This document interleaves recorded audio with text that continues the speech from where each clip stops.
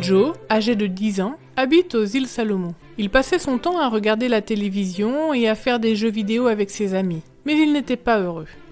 Il habitait avec sa famille dans un quartier pauvre de Honiara, capitale du Pacifique Sud. Ses voisins pratiquaient le trafic de drogue, les enfants volaient et avaient souvent affaire à la police.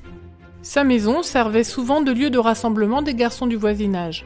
Un jour, il remarqua qu'un de ses amis n'avait pas le même langage que les autres et apprit qu'il participait chaque samedi à un club d'explorateurs. Il décida d'accompagner son ami à l'église adventiste du 7e jour pour en apprendre davantage. Très vite, il se joigna aux explorateurs et fréquenta l'église tous les sabbats.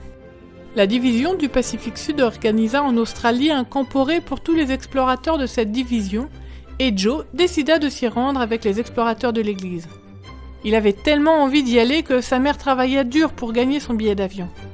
Ce camporé fut pour lui une expérience merveilleuse. Quand Joe rentra chez lui et que les copains le retrouvèrent le soir, il raconta des histoires de son camporé. Elles leur plurent tellement qu'ils en réclamèrent le soir suivant. Voyant cela, Joe se dit « Mes amis aiment tellement les histoires d'explorateurs, pourquoi ne pas leur parler aussi de Jésus ?» Ainsi, chaque soir, Joe continua non seulement à raconter à ses amis des histoires d'explorateurs, mais commença à leur raconter des histoires de la Bible. Ils aimèrent tellement ces histoires qu'ils invitèrent d'autres copains du voisinage à se joindre à eux. Bientôt, ils furent 30 à 40 à se retrouver tous les soirs chez Joe pour entendre parler de Jésus. Bien que sa mère ne soit pas très riche, elle commença à préparer le repas pour tous ces jeunes après les histoires. Elle avait étrangement toujours assez de nourriture. Les amis de Joe lui demandèrent un jour s'il pouvait aussi participer aux activités des explorateurs. Le sabbat suivant, 4 d'entre eux vinrent avec lui à l'église. La semaine suivante, ils étaient davantage. Le responsable des explorateurs se demandait d'où venaient tous ces jeunes et demanda à Joe « Comment se fait-il que tant de jeunes de ton quartier viennent aux explorateurs ?»« Je n'ai rien fait, dit-il. Je leur ai juste raconté ce que j'ai fait au camporé en Australie et nous prions tous les soirs.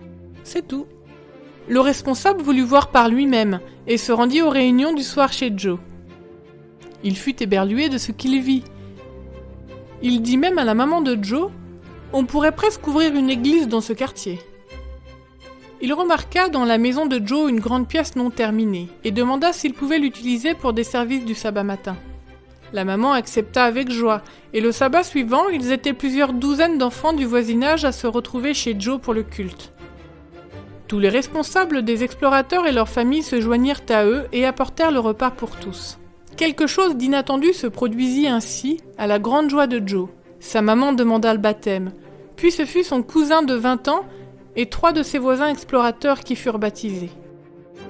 Actuellement, chaque sabbat, 70 personnes se réunissent chez Joe et il est prévu d'ouvrir dans le quartier une église officielle.